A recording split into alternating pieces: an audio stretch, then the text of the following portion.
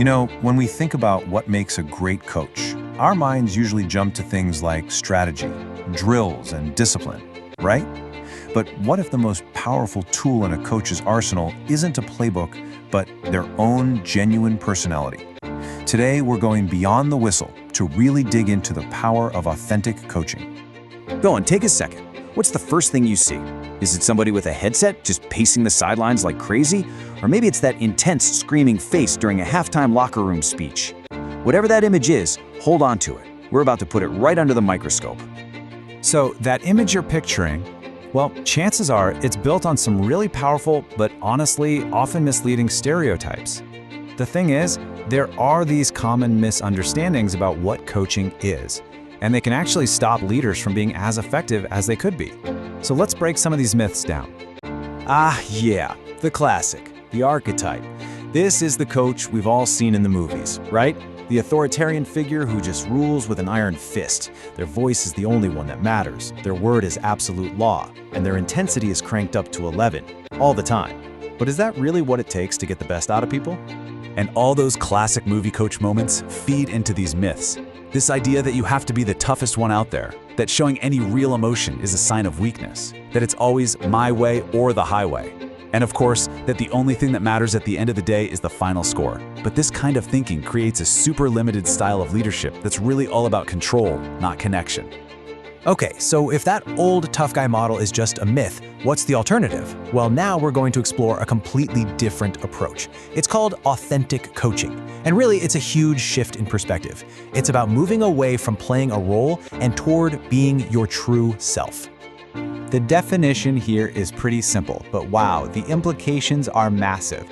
Authentic coaching means you don't have to be the loudest voice in the room if you're naturally a quiet, observant person. You don't have to hide your empathy if you're a compassionate leader. It's all about leveraging your own unique strengths, not trying to fake someone else's. And this comparison just lays it all out perfectly. On one side, you have the myth, playing a role, demanding respect, and focusing on just getting people to comply, usually through fear. But look at the reality on the other side. When a coach is just themselves, they don't have to demand anything. They earn trust. They're not focused on compliance. They're fostering real connection, which in turn builds confidence. It's the difference between external pressure and real internal motivation. This all sounds great in theory, right? But it definitely raises a huge question. How do you actually do it? How do you go from just understanding this concept to actually living it as a leader? Well, the power of being you really starts with leading from your core. And it really boils down to a pretty simple three-step path. First things first, you have to know what you truly stand for. What are your non-negotiable core values? Step 2, every single decision you make, every action you take has to line up with those values. And third, you use that solid foundation to build real human relationships with your team. And this is so crucial to get. This isn't some new leadership hack or a trick you can just try on for a week to see if it works. Authenticity has to be the absolute bedrock of how you lead.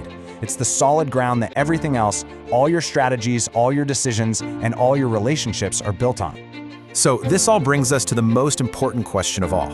Why does any of this matter? Why go through all this self-reflection and work? Well, it's because being an authentic leader makes you a fundamentally better, more impactful coach, period. And when you look at the impact, it becomes crystal clear. That old school stereotypical coaching style, yeah, it might get you some results. You can see that moderate growth there. But just look what happens with authentic coaching. Because it builds trust and real connection, it leads to significantly higher growth for athletes. And that's because players aren't just complying because they have to, they're truly invested in the process, in the team, and in you.